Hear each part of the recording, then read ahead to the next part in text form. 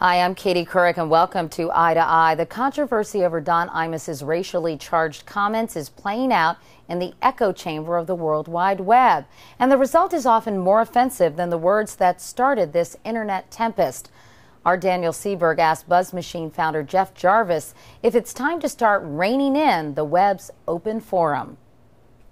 Jeff, do you think people would be surprised by the vitriol or the comments they see on certain blog sites or elsewhere on the internet? I think only if you and media draw their attention to it. The truth is that there are wonderful things across the 70 million blogs out there. But it's funny how we end up with stories just about the bad ones that come along once in a while. I think that's the real problem here. What drives people to say things that are hurtful or hateful online? What drives them to say it offline? There are bad people and nasty people in real life. You know, the internet is not a medium. It's not a show that you can edit and sanitize for our protection and put a bow on. The internet is a place. It's a place where we all live. And in any given town, there are people with bad tempers who need their meds. But you know what we do? We tend to ignore them, and we talk to the people we want to talk to. And that's the way the internet works, too. Should there be rules or guidelines for what people are allowed to say online?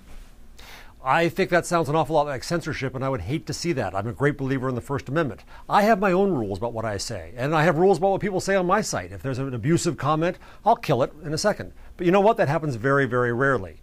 The rules are all our own. The rules in real life are the same as the rules in virtual life. You treat people civilly, and if you don't, we know who the bozos are. When we see someone who mistreats someone else, we all know that. We don't need someone to put a stamp on them and say, there's the bozo. Should larger websites, though, like, say, YouTube, for example, be policing some of the hateful or hurtful comments? Because we've seen some very racist remarks about, say, someone like Barack Obama posted on YouTube where his official video is. Most large sites I know, and a lot of small sites, do police what they have. They tend to do it when the members of the community say, would you please get rid of this for us? It operates like a police force in a town. But you can't sanitize the whole world. You can't clean up everything. There are going to be miscreants and bad people around, and we all know to step around them. Do you think that some people post these hurtful or hateful comments simply for a shock value? People like attention, but the problem is they're getting attention, again, more from media than from us, the people. If I come across a blog that's dumb, abusive, angry, I don't read it again. That's it. I wouldn't have read these bad comments except I've been seeing them over and over and over again in the New York Times and now on CBS and throughout media.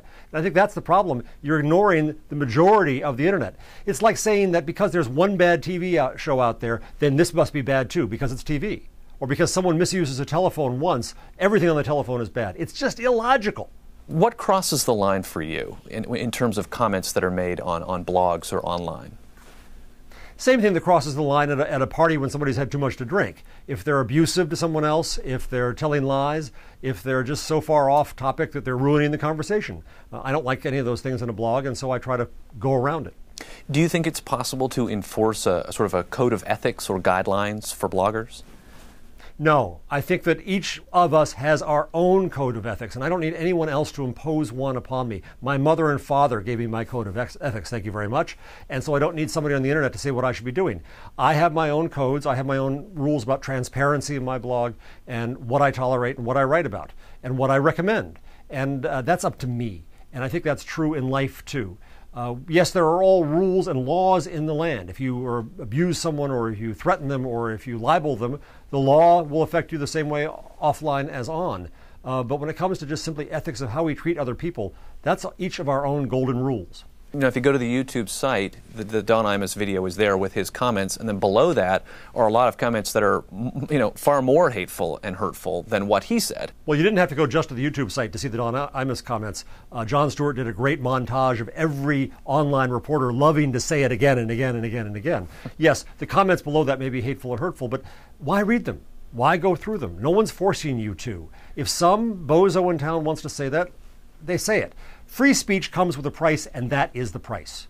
People are going to say things we don't like, but I would far rather have that in our society than to try to stop people from having the freedom to speak, to stop me and you from saying what we want to say.